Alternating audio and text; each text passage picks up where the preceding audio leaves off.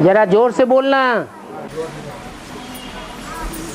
अलग को समझाने के लिए, अलग को ठहराने के लिए मेहनत करनी है। अलग को समझाने के लिए, अलग पर ठहराने के लिए, अलग पर बुद्धि को ठहराने के लिए मेहनत करनी है। हैं?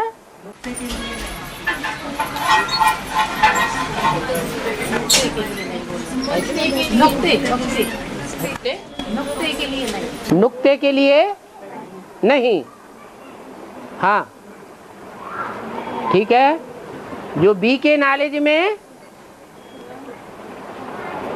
कहाँ बुद्धि ठहराई जाती है? नुक्ते के ऊपर ठहराई जाती है या अलफ के ऊपर ठहराई जाती है? नुक्ते को समझाया जाता है या अलफ को समझाया जाता है? नुक्ता माने बिंदी और अलफ माना बिंदी भी, और बिंदी जिसमें प्रवेश करती है साकार में, वो दोनों का मेल अलफ कहा जाता है। हाँ तो बोलो, प्रश्न क्या है?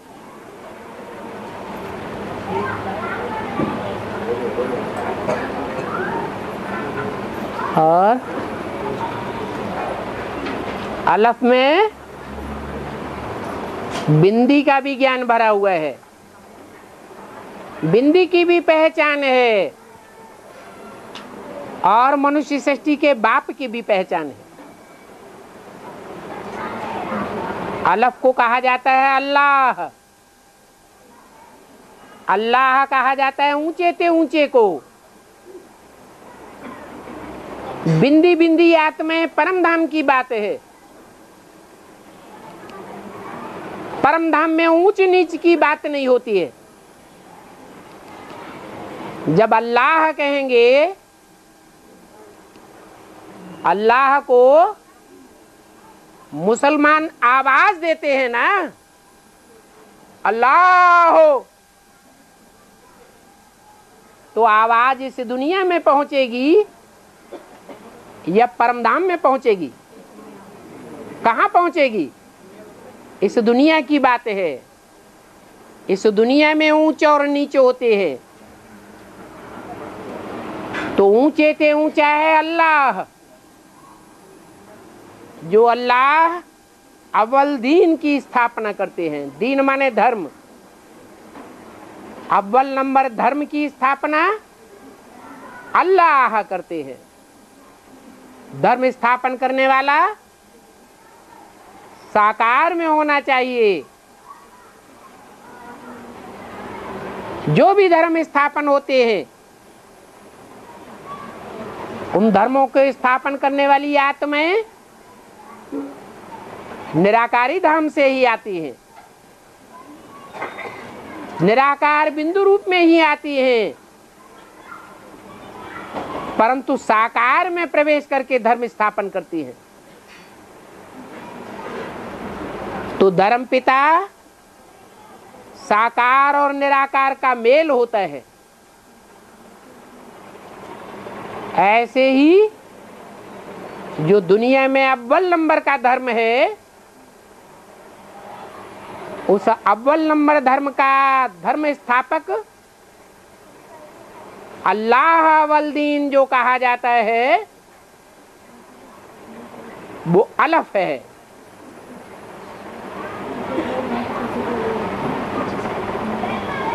अलफ उर्दू का पहला अक्षर है और वो खड़ा हुआ दिखाया जाता है। सदैव ही खड़ा हुआ है, जैसे कोई प्रहरी खड़ा रहता है।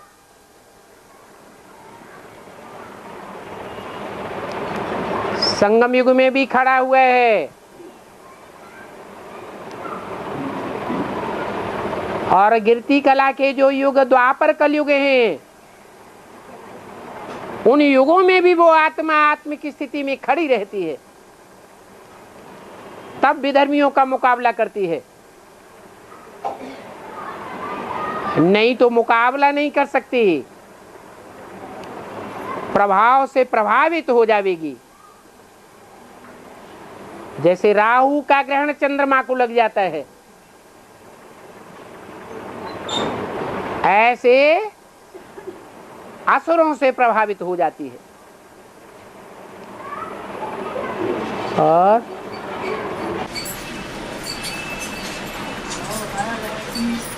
आगे चलकर तुम्हारे सेंटर लाखों की तादाद में हो जाएंगे। हाँ जी, मुर्गियाँ करोड़ों की तादाद में छपने लग पड़ेगी। हाँ जी।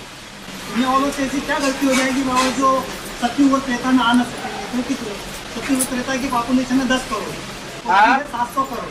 हाँ, तो उनसे क्या गलती हो जाएगी? ये क्या चूक हो जाएगी उनसे? अभी उनको ज्ञान सुनाया जा रहा है, ध्यान दे रहे हैं। पर आगे चल के करोड़ों की तादाद में मुर्गियाँ छप पड़ेगी। हाँ, जब छपने लग पड़ेंगी तो लास्ट में लेंगे या अभी फर्स्ट में ले रहे हैं? हैं? लास्ट में लेंगे ना। जो फसल बोई जाती है, सीजन शुरू होता है और फर्स्ट में बीज बो दिया जाता है, वो ज्यादा फल देता है, या लास्ट में जो बीज बोया जाता है वो ज्यादा फल देता है?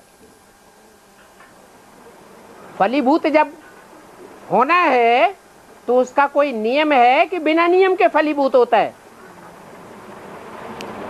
अरे कोई कुदरत का नियम है? हैं? नियम है।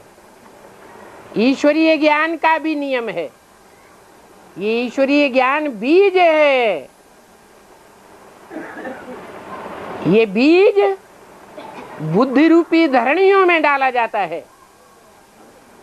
जो बुद्धि रूपी धरणी पहले पहले उस बीज को धारण कर लेती है, वो फलीभूत जल्दी होती है और ज्यादा फलदायी हो जाती है। ये सब बुद्ध रूपी धरणियां हैं। ज्ञान बीज को धारण करने वाली है। जिन जिन आत्माओं ने उस ज्ञान बीज को पहले धारण कर लिया, तो वो ईश्वर बाप के पहलोटी के बच्चे हैं। जैसे पहला बच्चा पैदा होता है तो उसमें ब्रह्मचर्य की, माँ बाप की लंबे समय की पावर आ जाती है और वो जो बच्चा ज्यादा शक्तिशाली होता है। ऐसे ही ये भी ईश्वर के बच्चे हैं और ईश्वर के बच्चे जो पहले नंबर के बच्चे हैं, उनको ईश्वर की दी हुई राजाई मिलती है। दुनिया में, खास भारत में ये परंपरा चली आई है कि जो भी राजाएं हुए हैं द्वापर कलयुग में, भक्ति मार्ग में, वो पहलोटी का जो बड़ा बच्चा होता है उसको राजाई मिलती रही। ये तो मुसलमान बादशाह हुए हैं जिन्होंने अपने बाप को मार डाला या जेल में बंद कर दिया, और छोटे बच्चों ने भी राजाई हत्या ली। भारत की परंपराएं ही निराली हैं। ये परंपराएं ईश्वर बाप के द्वारा स्थापन की हुई है। और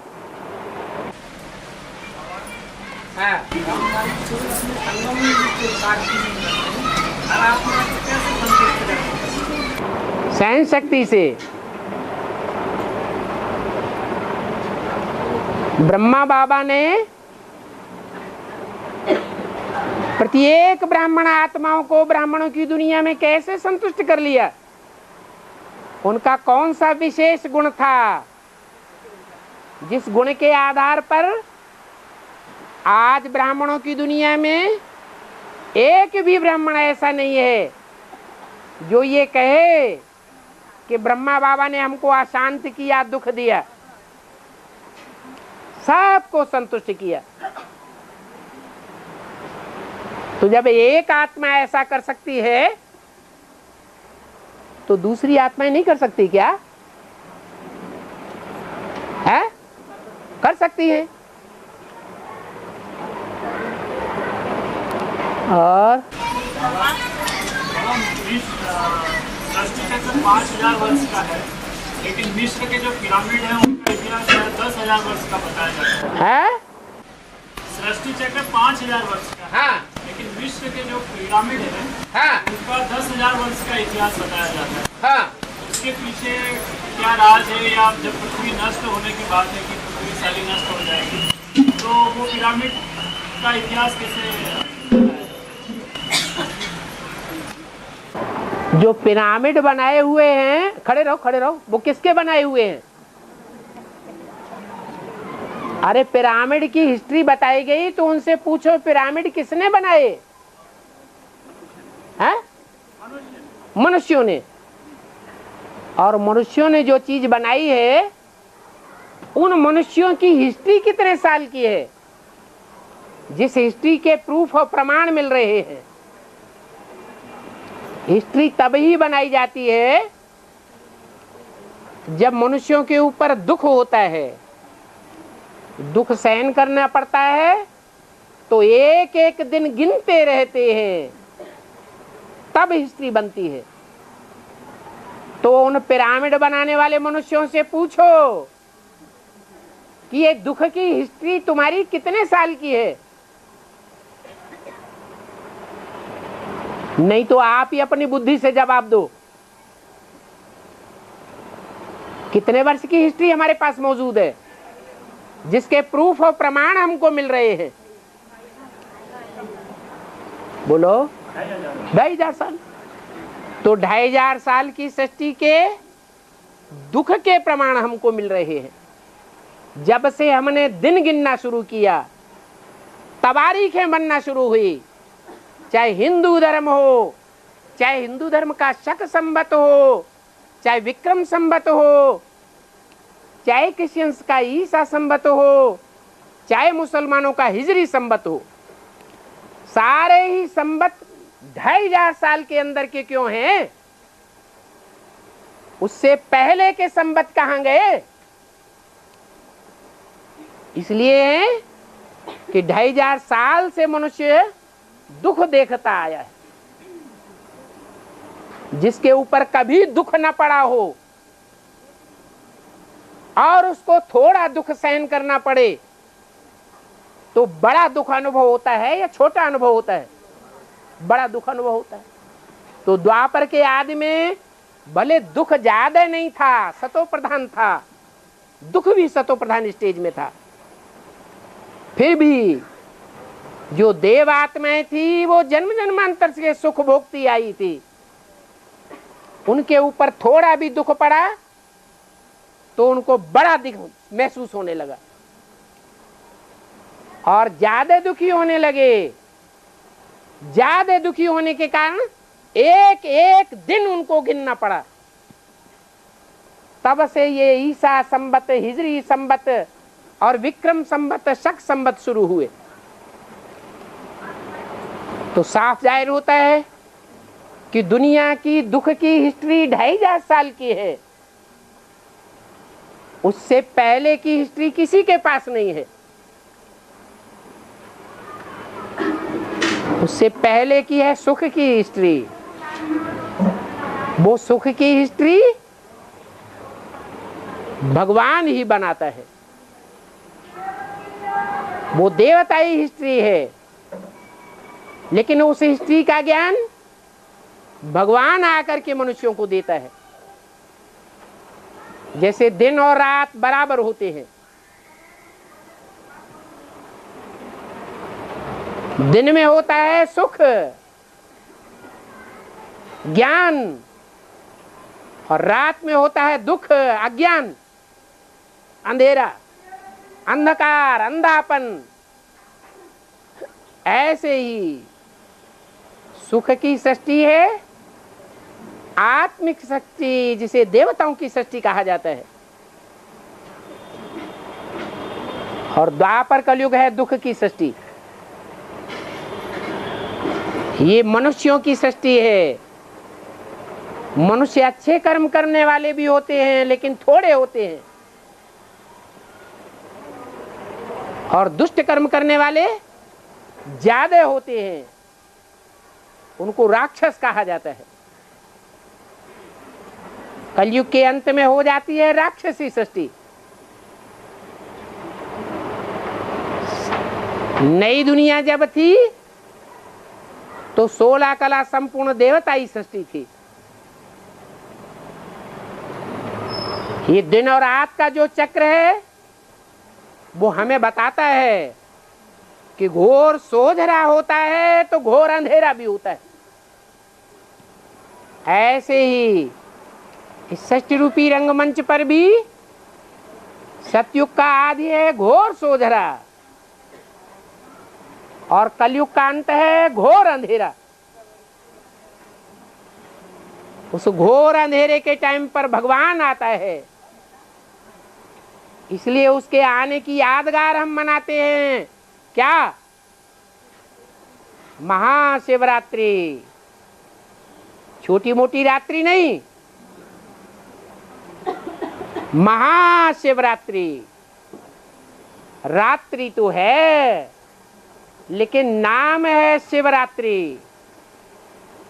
वो रात्रि भी कल्याणकारी रात्रि है। कल्याणकारी उनके लिए है जो आए हुए शिव भगवान को पहचानते हैं। वो पहचानने वालों के धर्मखंड में ही वो महाशिवरात्रि मनाई जाती है। विदेशों में महाशिवरात्रि नहीं मनाते।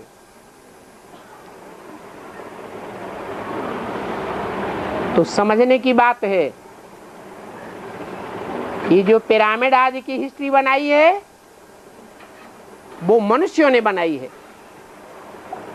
मिस्र और इजिप्ट ये विदेशी हैं जिन्होंने अपने को पुराना और ऊंचा साबित करने के लिए ये हिस्ट्री में बैठ बातें बनाई है। उनके पास कोई पक्का प्रूफ नहीं है, और कोई पक्का प्रूफ है तो आकर के समझाएं, सिद्ध करें। नहीं तो जो बुद्धिमान बाप के बच्चे हैं वो बिना प्रूफ और प्रमाण के कोई की बात को यूं ही नहीं मानेंगे कि वो कहते हैं 10,000 साल पुरानी दुनिया है, या शास्त्र कहते हैं लाखों वर्ष पुरानी दुनिया है, तो उनके सुनाने से हम मान जाएंगे क्या? नहीं मान सकते। बैठ जाओ। मातृभाषा किसको कहते हैं? मातृभाषा किसको कहते हैं? मातृ कहते हैं माता को। बच्चा जिस माता से जन्म लेता है उस माता की भाषा ही पहले सीखता है। माता जो भाषा बोलेगी गोद में पलने वाला बच्चा भी उस भाषा को सीखेगा। माँ बाप की भाषा को मातृभाषा कहा जाता है। एक सवाल, दो आत्मा एक साथ जन्म लेती है, उसके पीछे क्या राज है? भले दो आत्माएं एक साथ जन्म लेती हैं लेकिन आगे पीछे जन्म लेती हैं, या एक ही सेकंड में दोनों का जन्म होता है? आगे पीछे हो जाता है। इसका मतलब है कि कुछ न कुछ संस्कारों में अंतर जरूर रहता है। जो बच्चा पहले पैदा होगा बड़े आकार वाला होगा, जो बच्चा बाद में पैदा होगा छोटे आकार वाला होगा। तो ये संस्कारों का अंतर जरूर होता है। और आत्मा का शरीर भगवान बनाते हैं, अपने आप बन जाता है। भगवान एक एक के पेट में बैठ करके मशीन बन के नहीं बैठता है। कुछ काम कुदरत करती है, उसको कहते हैं प्रकृति। प्राकृतिक रूप से वो काम होते रहते हैं। भगवान तो हमें मालूम है कौन से युग में आता है, संगम युग में आता है। तो द्वापर कलयुग में और सतयुग त्रेता में भगवान बैठ करके हर पेट में बच्चा तैयार करता है।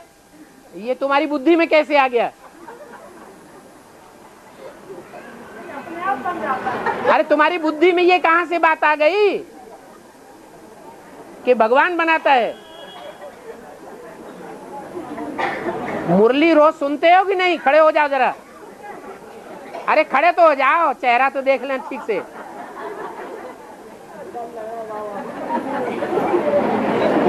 मुसलमान लोग कहते हैं अल्लाह मियां ने सूरज बनाया, अल्लाह मियां ने चांद बनाया, अल्लाह मियां ने जमीन बनाई, अल्लाह मियां ने हमको बनाया, तुमको बनाया। अरे अल्लाह मियां सब कुछ करता है क्या? ज्ञान में यही समझाया जाता है? अरे कम से कम बेसिक ज्ञान तो बुद्धि में होना चाहिए। हैं? सब भूल गए? कौन सी गीता पाठशाला में जाते हो? गीता पाठशाला भी चला रहे हो?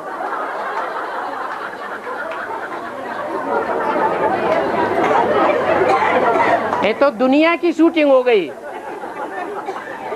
दुनिया में ऐसे ऐसे कॉलेज हैं जहां से बीए और एमए की डिग्री लेके निकलते हैं और उन्हें जनरल नॉलेज की छोटी छोटी बातों का ही पता नहीं होता है। तो ऐसी गीता पाठशाला खोलने से क्या फायदा हुआ? और हाँ,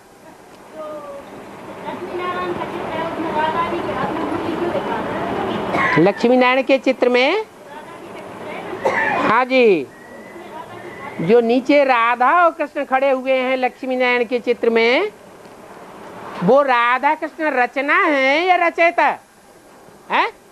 रचना। रचना का ज्ञान और रचयिता का ज्ञान। रचयिता माई बाप को कहा जाता है। जो माई बाप लक्ष्मी नारायण हैं वो कौन से युग में है?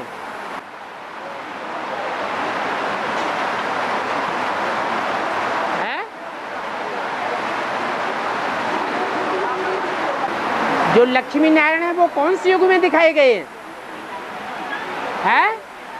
संगम युग में। और राधा कृष्ण कौन से युग में दिखाए गए हैं? सतयुग में।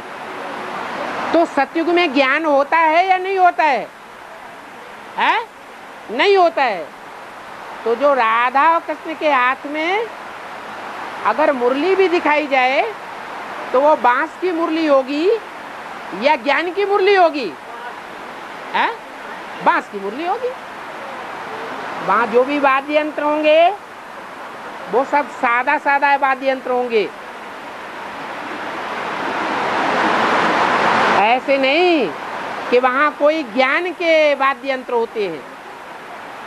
ज्ञान की वीणा नहीं होती है, ज्ञान का नगाड़ा नहीं होता है, ज्ञान की बांसुरी नहीं होती है।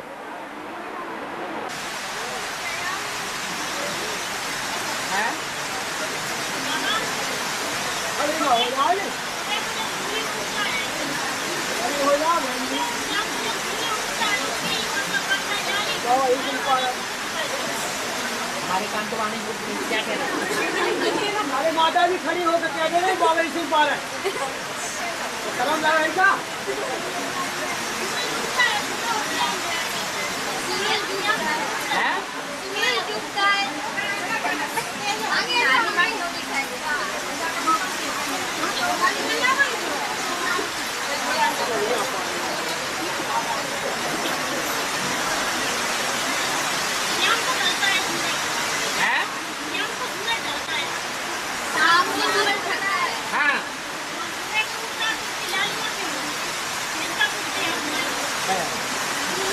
इसलिए होती है कि अमृत वेले जब अज्ञान सूर्य उदय होता है तो विनाश होना चाहिए या नहीं होना चाहिए? है? होना चाहिए। और जो विनाश होगा वो क्रांति के आधार पर होगा या शांति के आधार पर होगा? क्रांति। और क्रांति करने के लिए निमित्त हैं शक्तियां। क्रांति का रंग लाल दिखाया जाता है, वो शिव की शक्तियां हैं। शिव उन शक्तियों से भिन्न नहीं है। इसलिए शंकर द्वारा विनाश गाया जाता है, लेकिन वास्तव में शंकर विनाश नहीं करता। विनाश कौन करती है? शक्तियां। इसलिए शक्तियों में महाविनाशकारी महाकाली को दिखाया गया है। वो महाकाली पहले पहले प्रत्यक्ष होती है, लाल लाल जीव निकालती हुई। इसलिए जब सूर्य उदय होता है तो लालिमा होती है, और सूर्य जब अस्त होता है तो भी वही काली ही प्रत्यक्ष होती है। यज्ञ के आदि में भी जगदम्बा थी और यज्ञ के अंत में भी जगदम्बा प्रत्यक्ष होगी महाकाली के रूप में।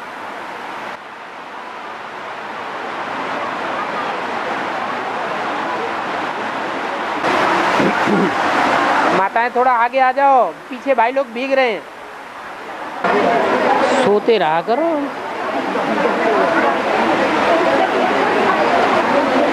हाँ जी, प्रश्न आया है 3 सीट्स पहले पहले फिक्स हो गई। ब्रह्मा, बाप और जगदम्बा।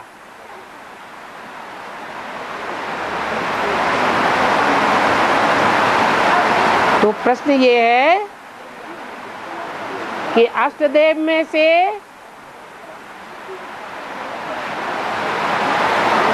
एक का ही नाम क्यों लिया गया? 2 सीट जगदम्बा और लक्ष्मी, ये अष्टदेव में से क्यों उड़ा दी गई? इस बात का जवाब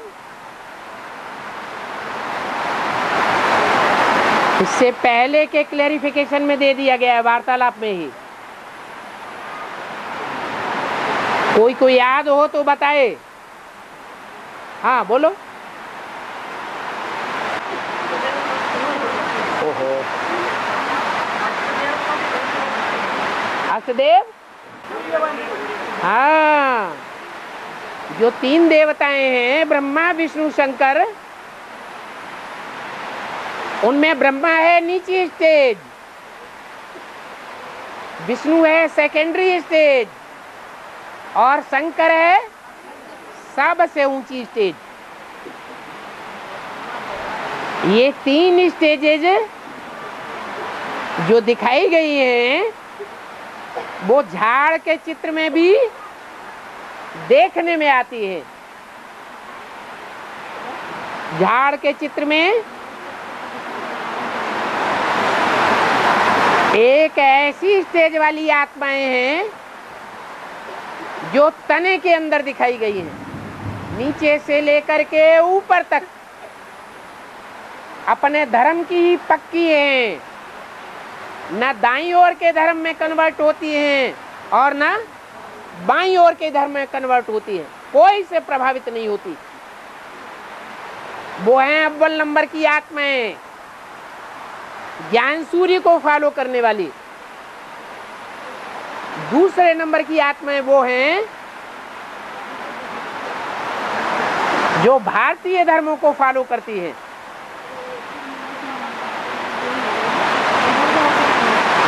जैसे बौद्ध धर्म, संन्यास धर्म, सिख धर्म ब्रह्मचर्य को विशेष पोषण देने वाली है। और तीसरी वो आत्माएं हैं जो ब्रह्मा से विशेष प्रभावित होकर के रही है। ब्रह्मा से ही विशेष वरदान लेती रही है। उन ब्रह्मा से विशेष वरदान लेने वालों को असुर कहा गया है। विधर्मी, विदेशी, वाम मार्गी। इसलिए ये तीनों ग्रुप में जो अव्वल नंबर सीट्स हैं उनके नाम दिए गए हैं। ब्रह्मा, बाप और जगदम्बा। ब्रह्मा तीन पुरियों में सबसे नीची स्टेज में दिखाया गया है। ब्रह्मा को फॉलो करने वाले ब्रह्म समाजी कहे गए। सेकेंडरी स्टेज है विष्णु। विष्णु को फॉलो करने वाले वैष्णव संप्रदाय कहे गए। और सबसे ऊंची स्टेज है शिव की। वो शैव समाजी कहे जाते हैं। शैव संप्रदाय वो सबसे ऊंची स्टेज है।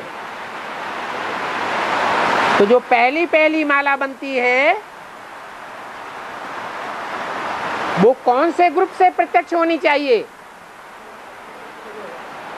है? शैव संप्रदाय से क्लियर होनी चाहिए, या विष्णु संप्रदाय से क्लियर होनी चाहिए, या ब्रह्म समाजियों में से क्लियर होनी चाहिए है? जो सबसे ऊपर का ग्रुप है उसमें से अव्वल नंबर की जो माला है 8 की, वो प्रत्यक्ष होती है। उस अव्वल नंबर की माला में वैष्णवी का अव्वल नंबर पार्ट बजाने वाली आत्मा भी नहीं आ सकती।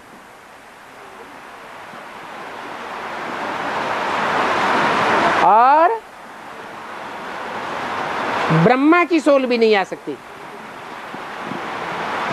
जिसने सहनशीलता का अव्वल नंबर पार्ट बजाया, और जगदम्बा भी नहीं आ सकती। जो पहला पहला ग्रुप है जो अल्लाह अव्वल दीन की स्थापना करता है वो है 8 का ग्रुप, सूर्यवंशियों का ग्रुप। लक्ष्मी या राधा चंद्रवंश से आवेगी या सूर्यवंश से आवेगी? चंद्रवंश से आवेगी। और ब्रह्मा सो जगदम्बा कहां से आवेगा? वो पाटधारी है। अरे विष्णु वो तो फिर भी ऐसा पाटधारी है जो लक्ष्य को प्राप्त कर लेता है, लेकिन जगदम्बा लक्ष्य को प्राप्त नहीं कर पाती। इसलिए वो 3rd ग्रुप है। वो 8 के नंबर में नहीं आ सकते। वो महाकालियों का ग्रुप है।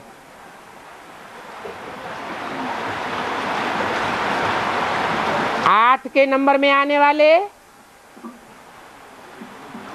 सदैव ज्ञान सूर्य को फॉलो करने वाले होने चाहिए। इसलिए जो अष्टदेव हैं वो यादगार के रूप में शिव शंकर भोलेनाथ के मस्तक के ऊपर दिखाए जाते हैं। और बाबा उज्जैन में हाँ हाँ, एक मिनट। हाँ हाँ बोलो। कुमारों को किसान बताया गया है। कुमारों को किसान बताया है बाबा। किसान। हाँ, कुमारों की एक रस स्थिति बनी रहे, इसके लिए क्या विशेष पुरुषार्थ करना चाहिए? कुमारों को अगर एक रस स्थिति बनानी है तो पहले सोचना है कि हम निर्बंधन हैं या बंधन वाले हैं। कुमारियों के मुकाबले, अधर कुमारियों के मुकाबले, अधर कुमारों के मुकाबले कुमार ज्यादा निर्बंधन है या कम निर्बंधन है? क्या कम निर्बंधन है?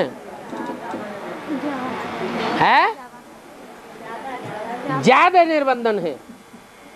और जो ज्यादा निर्बंधन है, इस लास्ट जन्म में उन्होंने 63 जन्मों में अच्छे कर्म किए हैं या खराब कर्म किए हैं? अच्छे कर्म किए हैं। ऐसे अच्छे कर्म करने वालों को अच्छे से अच्छा जो पुरुषार्थी है, अव्वल नंबर का जो पुरुषार्थी है, जो ब्राह्मण जीवन के आदि में एडवांस की स्टेज में कुमार बन करके ही रहा है और कुमार की स्टेज में पुरुषार्थ करते हुए विश्व का मालिक घोषित हो सकता है, तो कुमार क्या नहीं कर सकते हैं? कुमारों को वरदान मिला हुआ है कि कुमार जो चाहे सो कर सकते हैं। तो करना क्या है? जो ऊंची से ऊंची स्टेज बनी रहे, यही करना है।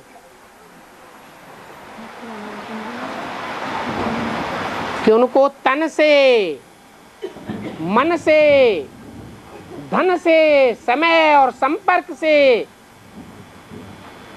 ईश्वरीय सेवा में ही लगे रहना है। कभी भी बेकार नहीं बैठना है। कुमारों में अखूट शक्ति होती है, इसलिए बाप ने कहा है कुमार जो चाहे सो कर सकते हैं। कुमार चाहे तो दुनिया का डिस्ट्रक्शन कर सकता है, जो सारी दुनिया का डिस्ट्रक्शन कोई भी पावरफुल से पावरफुल धर्मपिता नहीं कर सका। और कुमार चाहे तो नई दुनिया का कंस्ट्रक्शन करने में भी बाप के 100% सहयोगी बन सकते हैं। क्या करना है? सिर्फ क्या करना है? सदैव ईश्वरीय सेवा में तन मन धन समय संपर्क की बाजी लगाना है।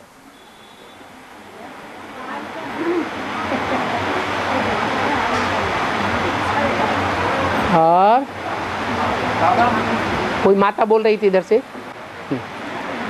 बाबा मैं बोलती हूँ। हाँ बाबा उज्जैन में मंदिर है पशुपतिनाथ। हाँ? उज्जैन में एक मंदिर है पशुपतिनाथ। एक मंदिर है। हाँ, अभी देखा होगा। अरे उज्जैन में नहीं, बाबा जो को अभी निकलना है वहाँ। जो प्रसिद्ध मंदिर है वो तो महाकाल का मंदिर है। वो अभी निकला है मंदिर जंगल में। हाँ पशुपतिनाथ। हाँ जी। तो उसमें शिवलिंग में 8 चित्र बताए। तो अब देखते हैं आजकल आजकल हाँ 8 चित्र बताए शिवलिंग में। हाँ, लिंग में 8 चित्र बने हुए हैं।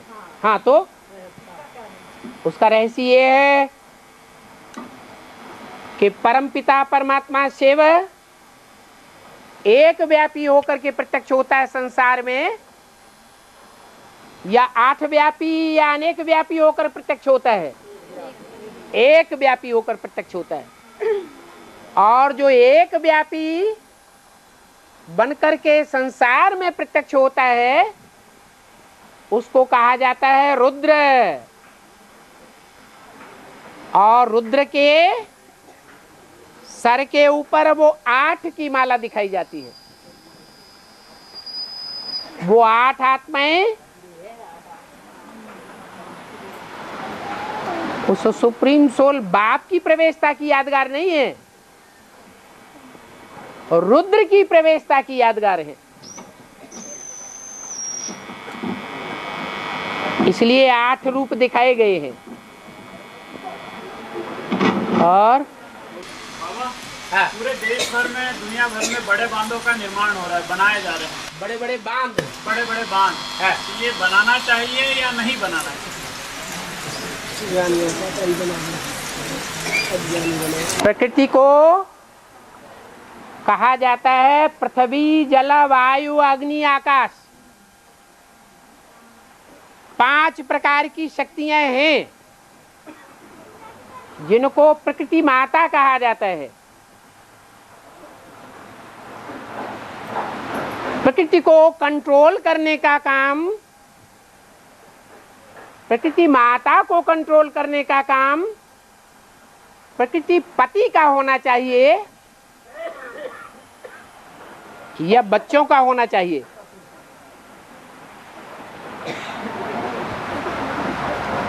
भगवान है प्रकृति पति, और जब इस सृष्टि पर आता है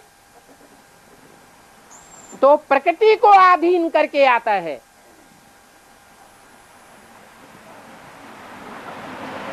भगवान निराकार शिव ज्योति बिंदु को कहा जाता है। शिव ज्योति बिंदु जब इस सृष्टि पर आता है तो 5 तत्व के बने हुए पुतले को कंट्रोल करता है।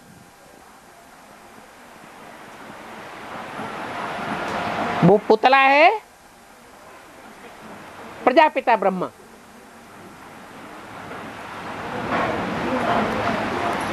वो माता पिता का कंबाइंड रूप है।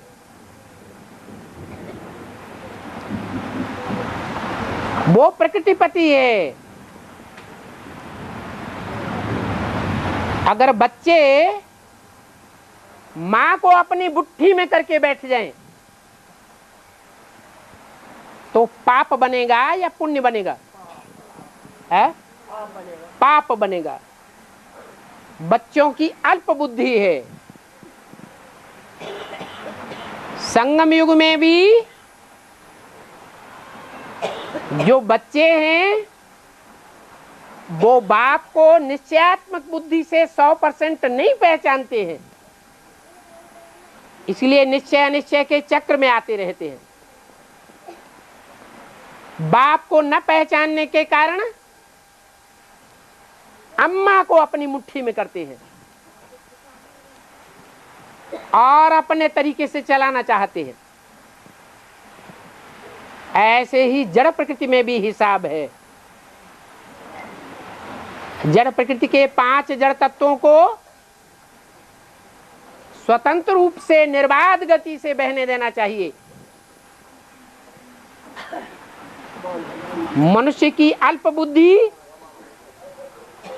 रावण की बुद्धि है आज की दुनिया में। जो शास्त्रों में गायन है कि रावण ने पृथ्वी, जलवायु, अग्नि देवताओं को अपनी 4 पाई की पाटी से बांधा हुआ था, बंधन में डाल दिया था। उंगली से इशारा करता था और रात्रि के 12 बजे के अंधकार में रोशनी ही रोशनी हो जाती थी। उंगली से इशारा करता और सारे शहर में पानी ही पानी दौड़ने लग पड़ता।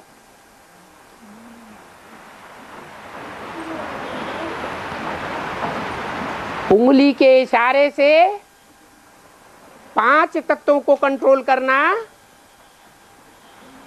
ये रावण संप्रदाय के मनुष्यों का काम है। बुद्धि का विलास दिखाते हैं, लेकिन प्रकृति भले जड़ बुद्धि है। परंतु आज नहीं तो कल माताएं जो बंधन में आई हुई हैं सबसे जास्ती, उन माताओं की प्रतिनिधि जगदम्बा, वो भी सच्चाई को आज नहीं तो कल पहचानेगी या नहीं पहचानेगी। कोई होता है प्रैक्टिकल किए बगैर ही ईश्वर की वाणी को फॉलो करता है। कोई आत्मा ऐसी जड़त्वमयी बुद्धि होती है कि ईश्वर की वाणी को कहने से नहीं मानती, नाक रगड़ रगड़ के जब प्रैक्टिकल में उनको महसूस हो जाता है कि ये रास्ता गलत है, तब उनकी बुद्धि में बैठता है। तो ऐसे ही ये प्रकृति को जो कंट्रोल किया हुआ है मनुष्यों ने और कंट्रोल करते जा रहे हैं, एक दिन ऐसा आवेगा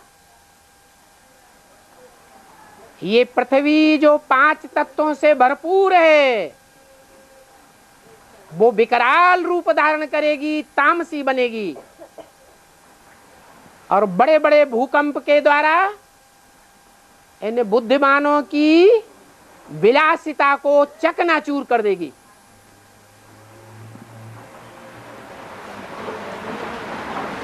बुद्धि के ऊपर जो अहंकार धर के बैठे हुए हैं वो सब बेमौत मारे जाएंगे। दुनिया की भारी से भारी आबादी भूकंप में मर जाएगी। जो भगवान बाप के ऊपर विश्वास करने वाले बच्चे हैं उनकी सुरक्षा प्रकृति माता करेगी, भगवान बाप के डायरेक्शन पर। इसलिए मुरली में बोला है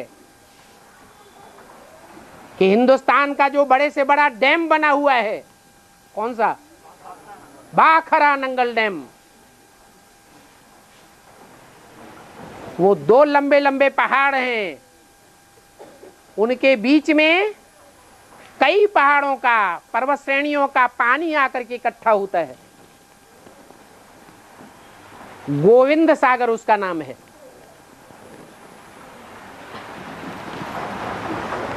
उस पहाड़ के थोड़े से हिस्से को काट दिया और उसमें से पानी की धारा को कंट्रोल करके नंगल डैम बनाया हुआ है, जो भारत का बड़े से बड़ा डैम है।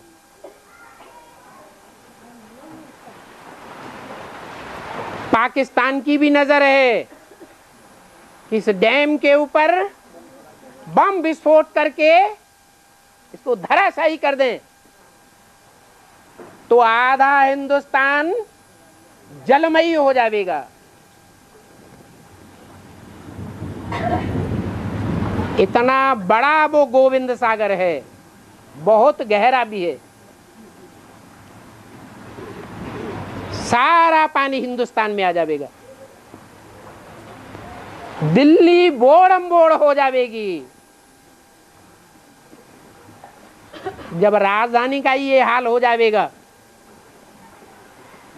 तो औरों का तो और ही बुरा हाल होना है। टहरी बांध बनाया जा रहा है, गंगा के जल को बांध करके। ये मनुष्यों की बुद्धि चल रही है। भगवान बाप बताते हैं नर चाहत कछु और है, होवत है कछु और। कुछ वैज्ञानिक भी बता रहे हैं ये टहरी बांध बहुत नुकसानदायक साबित होगा।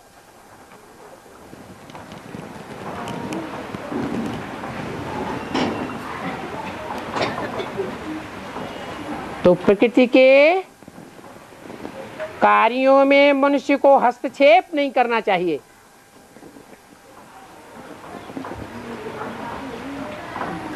मानवीय बुद्धि अल्प बुद्धि है। प्रकृति भगवान की रचना है।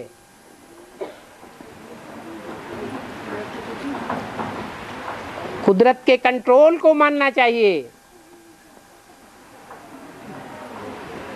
कुदरत बड़े से बड़ी कंट्रोलर है, लेकिन ऐसी रहस्यमयी है कि भगवान को तो पहचान सकते हैं लोग, लेकिन जो भगवान की अव्वल नंबर रचना है, पहली नंबर रचना है,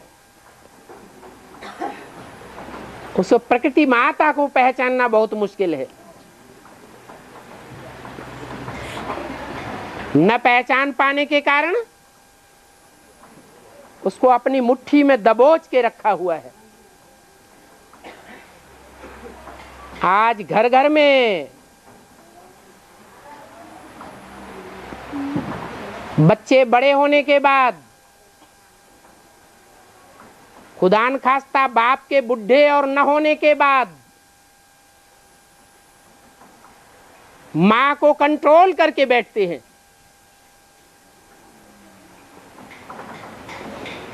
अपनी उंगली के इशारे पर नचाते हैं। सारी प्रॉपर्टी को अपने मुट्ठी में लेकर बैठ जाते हैं।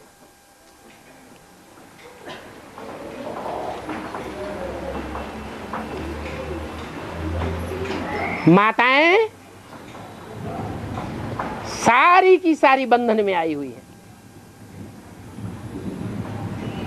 घर घर में वो गीता के भगवान कृष्ण बच्चे बनकर के बैठ गए। ये परंपरा अभी टूटेगी। ये अज्ञानता का अंधकार टूटेगा।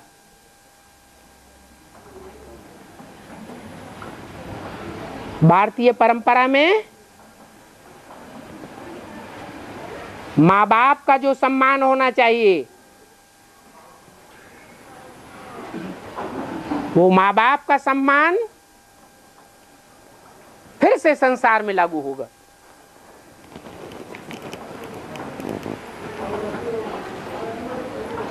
और सरकार ने भी नियम बनाया, अभी बता रहे थे कि अगर माँ बाप को खाना नहीं देंगे, जब उसको नहीं रखेंगे तो 5,000 रुपये और 3 महीने की जेल है।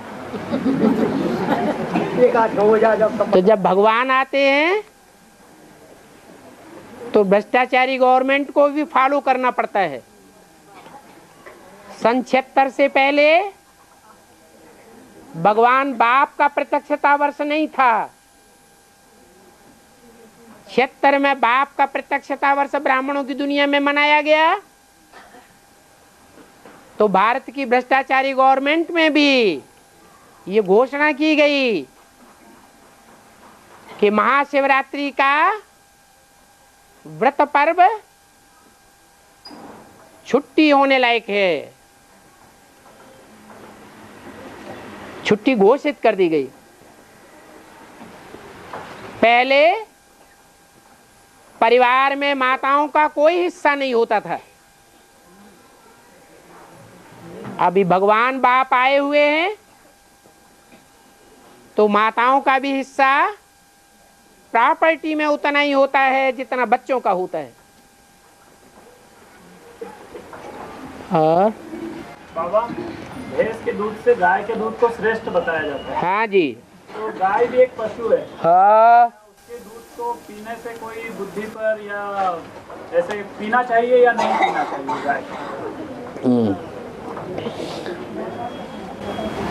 कोई भी वैज्ञानिकों से पूछा जाए, कोई भी वैद्य डॉक्टरों से पूछा जाए, नेचुरोपैथी के डॉक्टरों से पूछा जाए कि भैंस का दूध ज्यादा पौष्टिक और ज्यादा कल्याणकारी होता है या गाय का दूध ज्यादा कल्याणकारी होता है, क्या कहेंगे? गाय का। भारतीय परंपरा के शास्त्र गाय के दूध की महिमा करते करते नहीं थकते हैं। अरे दूध तो छोड़ो, गाय का मूत्र भी पीते हैं। जो भी बीमार लोग होते हैं, कई बीमारियों में गौमूत्र से ठीक किए जाते हैं। गाय सभी जानवरों के बीच में बहुत सीधा साधा जानवर माना जाता है। गाय के लिए कहते हैं जिस खूंटे से बांध दो, सीधी सादी गाय उसी खूंटे पर बंधी रहती है। बहेल गैयों की बात नहीं हो रही है, जो तिराहे पर बैठी रहती हैं, प्लेटफार्म पे घूमती रहती हैं, उन पालतू गायों की बात हो रही है। जो कृष्ण की गौएं गाई हुई है। मनुष्यों की जानवर बुद्धि ने तो जानवर गौओं को समझ लिया। वास्तव में जानवर गौओं की बात नहीं है, ये भारत की कन्याओं माताओं की बात है, जो बड़े सीधे साधे स्वभाव की होती है। माँ बाप उनको जीवन भर के लिए जिस खूंटे पर बांध देते हैं, जिंदगी भर उस खूंटे पर बंधी रहती है। इतना सीधा साधा प्राणी कितना सात्विक होगा, फिर उसका दूध भी सात्विक होगा, उसका खून भी सात्विक नशों में दौड़ने वाला है। तो गाय का दूध, अब वो चाहे ज्ञान दूध हो या स्थूल दूध हो, भारत की जो गौएं गाई हुई हैं, जो कृष्ण के बुद्ध रूपी पांव को चाटती हैं, और जानवर कृष्ण के बुद्ध रूपी पांव को चाटते हुए नहीं दिखाए जाते, लेकिन गौओं को चित्रों में क्या दिखाया है? कृष्ण के बुद्ध रूपी पांव को चाटती हुई दिखाई गई है। माना सारा ज्ञान चाट जाती है। गौओं में जो शिरोमणि गौ है, कामधेनु गौ, उस गौ की ये विशेषता दिखाई गई है, उसके सारे शरीर में 33 करोड़ देवताओं का वास है। क्या नाम होगा उस गौ का? है कामधेनु गौ। तो दूध कितना श्रेष्ठ होगा?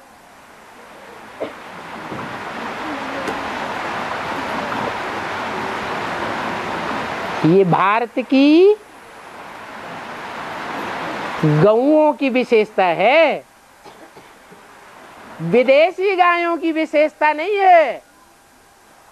जो जर्सी गायें होती हैं या दूसरे नाम वाली विदेशी गैयां होती हैं, 30-30, 40-40 लीटर दूध देती हैं, उनके दूध में भी इतनी कमाल नहीं होती है। उनका दूध भी नेचुरोपैथी के काम में नहीं आता है, और मूत्र भी नेचुरोपैथी के काम में नहीं आता। पंचगव्य जो दवाई बनाते हैं, वो भी विदेशी गौओं का काम में नहीं आता है। जो नैसर्गिक खेती की जाती है, उस खेती में भी जो देसी गौएं हैं भारतीय, उनका गौमूत्र और उनका गोबर काम में आता है। विदेशी गायों का काम में नहीं आता है उतना। तो ये विशेषता है। भैंस तो कही जाती है भैंस बुद्धि। भैंस और भैंसा। धर्मराज की सवारी किसे दिखाते हैं? भैंसा। धर्मराज अलग पार्टधारी है और भगवान बाप अलग पार्टधारी आत्मा है। भगवान को प्यार का सागर कहा जाता है, धर्मराज को प्यार का सागर नहीं कहते हैं। प्यार का सागर है या मार का सागर? मार ही मार। तो धर्मराज का जैसे आधार भैंसा दिखाया जाता है, तो भैंसे की पत्नी का नाम क्या होगा? भैंस होगा। उससे पैदा होने वाला बच्चे का नाम क्या होगा? भैंसासुर। भैंसासुर की बुद्धि भी कैसी होगी? भैंस बुद्धि होगी या गौ बुद्धि होगी? भैंस बुद्धि होगी। बुद्धि को ठस बनाने वाला दूध है। ब्राह्मणों की दुनिया में भी उस भैंस का नाम है माया बेटी।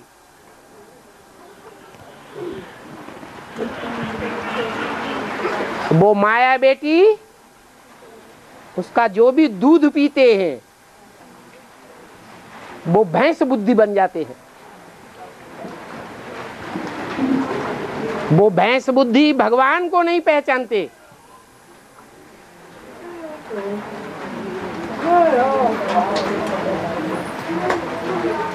इसलिए भैंस में और गाय में बहुत अंतर है। भारतवर्ष में भैंस की पूजा नहीं करते हैं। कौन से जानवर की पूजा करते हैं? गाय की पूजा करते हैं। क्यों करते हैं? क्योंकि भारतवासी जो अज्ञानी भक्त हैं वो ये नहीं जानते कि जिस गाय की हम पूजा करते हैं वो गाय वास्तव में चैतन्य गौएं हैं जो पूजनीय है पवित्रता को धारण करने के कारण। उन्होंने एक भगवान बाप को फॉलो किया है। इस प्योरिटी के कारण गौएं पूजी जाती है। भैंस की कहीं भी पूजा नहीं की जाती। और ऐसा जो मेगा प्रोग्राम होते हैं उनमें सेवा करने जा सकते हैं।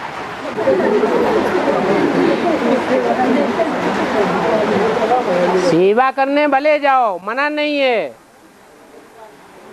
लेकिन सर के ऊपर मोटा सा साफा भी बांध के जाओ। मात्र भी अपवित्रता नहीं होगी है? मात्र भी अपवित्रता नहीं होगी। हाँ ऊपर चले जाएंगे। हाँ बिल्कुल सही बात। अरे अपवित्रता होगी बुद्धि में तो बुद्धि नीचे जाएगी, धरणी में जाएगी, धरणी रूपी कन्याओं माताओं में जाएगी, गड्ढे में जाएगी या ऊपर जाएगी। अपवित्रता बुद्धि में भरी हुई होगी, ज्ञानेंद्रियों में भरी हुई होगी, कर्मेंद्रियों में इम्प्योरिटी भरी हुई होगी, तो मन बुद्धि रूपी आत्मा नीचे ही जाएगी। ऊंची ऊंची स्टेज में नहीं उड़ सकती। हर एक ब्राह्मण इस बात का अनुभव करता है। जिन दिनों विकारी बुद्धि बनती है, विकारी वाचा होती है, विकारी संग होता है, इंद्रियां विकारी बनती हैं, उन दोनों बुद्धि में से ज्ञान उड़ जाता है। ज्ञान कोई को सुनाए नहीं सकता। ज्ञान सुनना और सुनाना दोनों ही अच्छे नहीं लगते।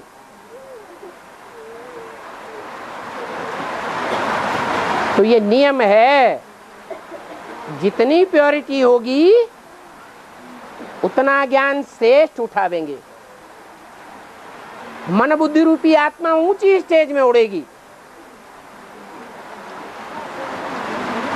और इम्प्योरिटी होगी तो रुद्रमाला के मण के चाहे कितना भी एडवांस ज्ञान उठाएं, चाहे कितना भी ज्ञान की गहराइयों में जाएं, विस्तार में जाएं, बुद्धि ऊंची उठ नहीं सकती।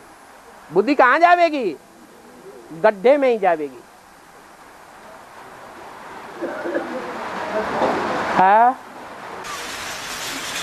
आप आते हैं तो ना तो किसी से कुछ लेते हैं और ना किसी को कुछ देते हैं, ज्ञान देते हैं ना। ज्ञान देते हाँ, हैं। लेकिन ये कहा है कि मैं आता हूँ तो सिर्फ ज्ञान सुना कर नहीं चला जाता हूँ। ज्ञान सुना के नहीं चला जाता हूँ। हाँ, लेकिन उसके लिए कोई साधन चुनता हूं या नहीं चुनता हूं? किसके द्वारा? निमित्त कौन बनता है? कोई निमित्त बनता है या नहीं? जो निमित्त बनते हैं वो ही प्राप्ति करते हैं। भगवान बाप न निमित्त बनता है न कोई किसी प्रकार की प्राप्ति करता है। जो निमित्त बनते हैं वो जन्म जन्मांतर का बेहद का सुख भोगते हैं। भगवान बाप न निमित्त बनता है, निमित्त माने साकार, न जन्म जन्मांतर का सुख भोगता है। बैठो। हाँ। अभी वैज्ञानिक लोग बता रहे हैं कि जैसे 2012 में सारी दुनिया नष्ट हो जाएगी, जिससे चूहा भी नहीं बचेगा। है? मतलब कोई भी नहीं बचेगा इसमें। हाँ। हाँ। कितना टाइम हो गया एडवांस में आए हुए? है 3 साल। 3 साल में अगर 2-2, 3-3 मुरलियां रोज सुनी होती तो 12 तियो 36, 3600 मुरलियां आपने सुन ली होती। और उन वाणियों में 10 बार इस बात का प्रश्न का जवाब दिया गया है। लाइट अच्छी नहीं आती वो तो ठीक, लेकिन बैटरी तो दुकानों में हर जगह मिलती है? कोई लाके नहीं दे रहा है? पैसे रख दिए। जो लाने वाले हैं उनको हाथ पांव जैसे हैं वैसे आपको हैं या नहीं? वो मार्केट में जा सकते हैं और आप यहाँ आ सकते हैं, तो आप मार्केट में नहीं जा सकते हैं? उसमें वजन ज्यादा होता है। वजन को ढोने के लिए साधन नहीं मिलता माताओं को। माताएं कहती हैं हमारे शरीर में इतनी ताकत नहीं है जो हम बैटरी का बोझ उठा पाएं। कितनी बहानेबाजियां हैं।